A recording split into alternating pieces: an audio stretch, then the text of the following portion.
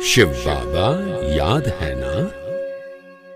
ओम शांति। 15 मई 2024 के ईश्वरीय महावाक्य। पहले सुनते हैं मुरली के मुख्य पॉइंट्स। बाबा ने कहा, दैवी स्वराज्य का उद्घाटन हो चुका है। अब वहां जाने के लिए तैयारियां हो रही हैं। तुम्हें कांटे से फूल अथवा नर से नारायण बनने के लिए बहुत पुरुषार्थ करना चाहिए। पुरुषार्थ नहीं करेंगे तो पद क्या पाएंगे। जो जास्ती सर्विस करते हैं वह बाप को याद भी जास्ती करते हैं। याद नहीं करते तो जरूर प्यार भी नहीं है। अगर बाप से प्यार है तो उनकी याद अवश्य रहेगी। जो विकार के सिवाय रह नहीं सकते उनको कांटा कहेंगे। लक्ष्मी नारायण हैं फूल, इसलिए तो कलयुगी कांटे उन फूलों के आगे जाकर माथा झुकाते हैं। फिर बाबा ने कहा, बच्चे जान गए हैं, यहाँ कुछ भी नहीं रहेगा, सब भस्म हो जाना है। तुम जितना बाप के पास जमा करेंगे वह सेफ हो जाएगा। इस विनाश के बाद तुम नई दुनिया में जाकर विश्व के मालिक बनेंगे। भक्ति मार्ग में देह अभिमान के कारण तुम सबको याद करते रहे। अभी एक बाप मिला है तो उठते बैठते उनको ही याद करो, तुम्हें बहुत खुशी होगी। याद में रहेंगे तो कभी कोई थकावट नहीं होगी। लास्ट में बाबा ने कहा, तुम यहाँ आते ही हो ये सीखने के लिए कि हम अशरीरी कैसे बने। अब यह शरीर छोड़ना है, इसलिए इससे प्यार नहीं होना चाहिए। जिसको भी देखो आत्मा भाई भाई समझो, क्योंकि भाई बहन समझने से भी बाज नहीं आते, अर्थात बुरी दृष्टि चली जाती है। अब सुनते हैं महावाक्यों को विस्तार से। बाबा ने कहा, मीठे बच्चे, याद का आधार है प्यार। प्यार में कमी है तो याद एक रस नहीं रह सकती, और याद एक रस नहीं है तो प्यार नहीं मिल सकता। प्रश्न, आत्मा की सबसे प्यारी चीज कौन सी है? उसकी निशानी क्या है? उत्तर, यह शरीर आत्मा के लिए सबसे प्यारी चीज है। शरीर से इतना प्यार है जो वह छोड़ना नहीं चाहती। बचाव के लिए अनेक प्रबंध रचती है। बाप कहते, बच्चे, यह तो तमोप्रधान छीछी शरीर है, तुम्हें अब नया शरीर लेना है, इसलिए इस पुराने शरीर से ममत्व निकाल दो। इस शरीर का भान न रहे, यही है मंजिल। ओम शांति। रूहानी बाप रूहानी बच्चों को समझाते हैं। अब यह तो बच्चे जानते हैं कि दैवी स्वराज्य का उद्घाटन तो हो चुका है। अब तैयारी हो रही है वहां जाने लिए। जहां कोई शाखा खोलते हैं तो कोशिश की जाती है बड़े आदमी द्वारा ओपनिंग कराने की। बड़े आदमी को देख नीचे वाले ऑफिसर आदि सब आएंगे। समझो गवर्नर आएगा तो बड़े बड़े मिनिस्टर आदि आएंगे। अगर कलेक्टर को तुम बुलाओ तो बड़े आदमी नहीं आएंगे, इसलिए कोशिश की जाती है बड़े ते बड़ा कोई आए। किस न किस बहाने से अंदर आए तो तुम उनको रास्ता बताओ।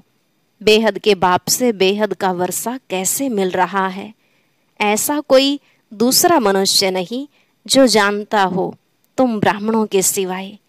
ऐसे भी सीधा नहीं कहना है भगवान आया है, ऐसे भी बहुत कहते हैं भगवान आ गया है, परंतु नहीं, ऐसे अपने को भगवान कहलाने वाले तो ढेर आए हैं। यह तो समझाना है बेहद का बाप आकर बेहद का वर्षा दे रहे हैं, कल्प पहले मिसल ड्रामा प्लान अनुसार। यह सारी लाइन लिखनी पड़े। मनुष्य लिखत पढ़ेंगे फिर कोशिश करेंगे जिनकी तकदीर में होगा। तुम बच्चों को मालूम है ना कि हम बेहद के बाप से बेहद का वर्षा ले रहे हैं। यहाँ तो निश्चय बुद्धि बच्चे ही आते हैं। निश्चय बुद्धि भी फिर कोई समय संशय बुद्धि बन जाते हैं।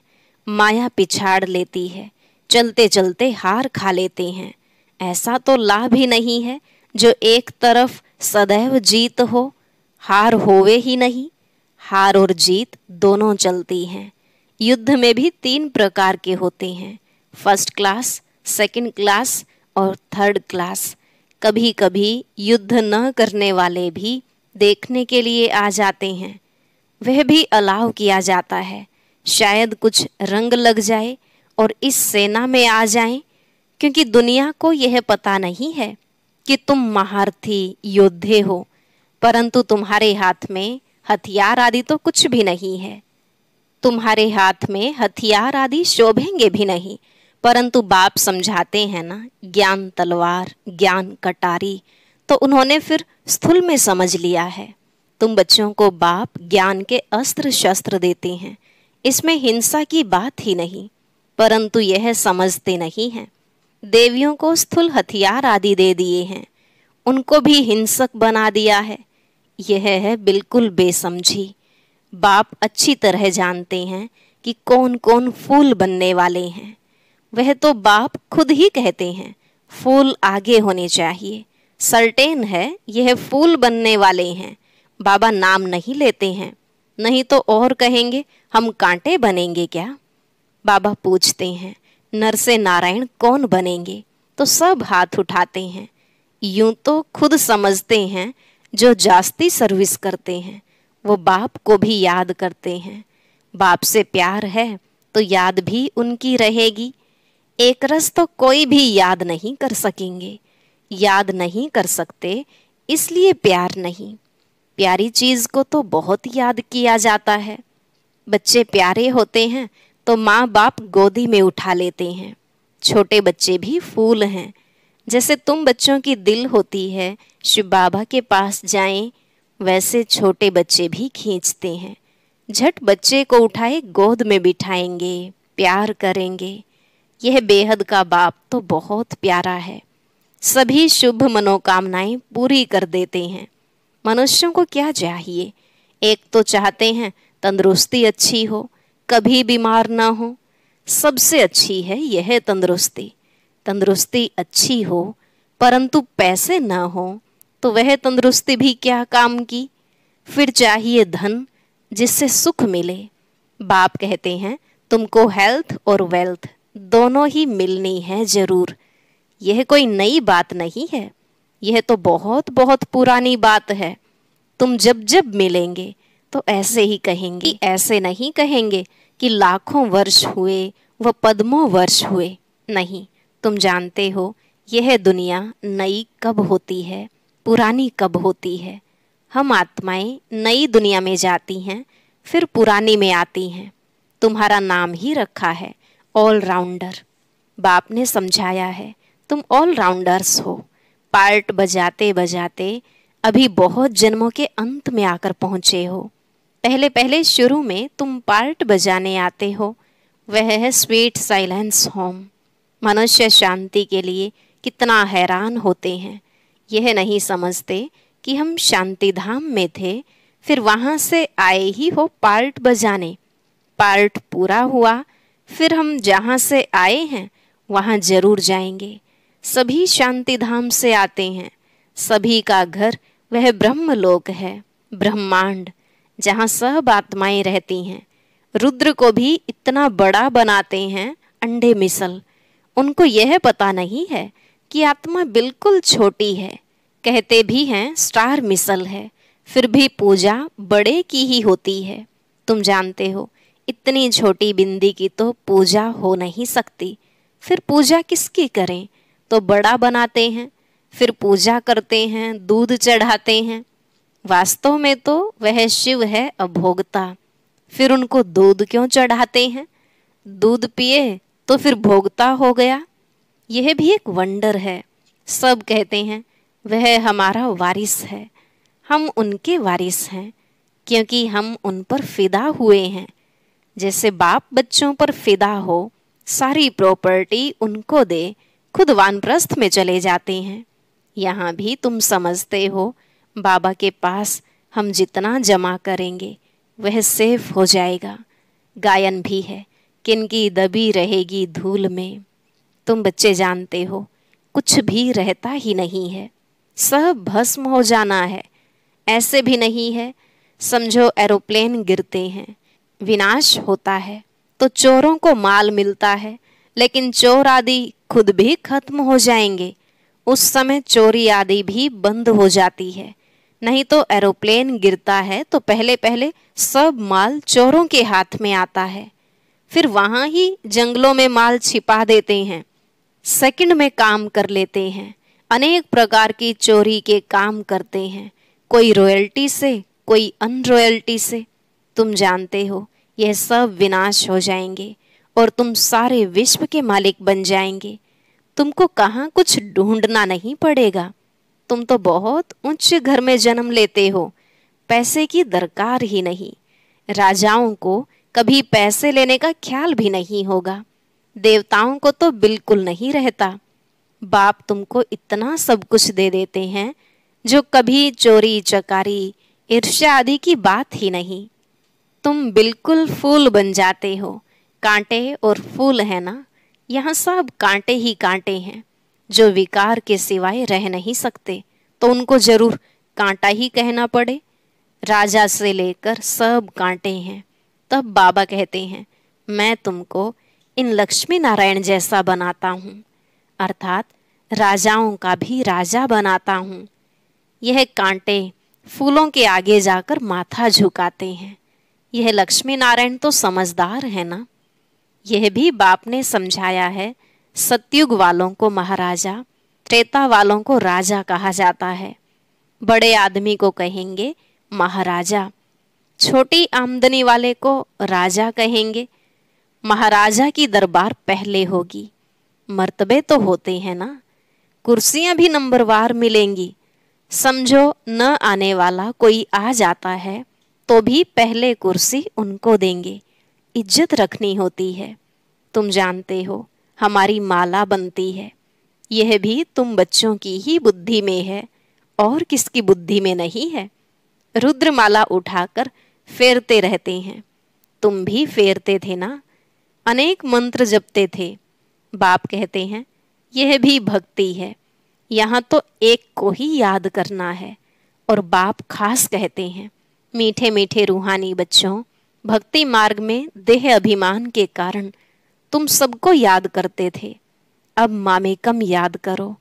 एक बाप मिला है तो उठते बैठते बाप को याद करो तो बहुत खुशी होगी।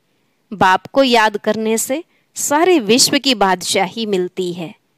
जितना टाइम कम होता जाएगा उतना जल्दी जल्दी याद करते रहेंगे। दिन प्रतिदिन कदम बढ़ाते रहेंगे। आत्मा कभी थकती नहीं है। शरीर से कोई पहाड़ आदि पर चढ़ेंगे तो थक जाएंगे। बाप को याद करने में तुमको कोई थकावट नहीं होगी, खुशी में रहेंगे।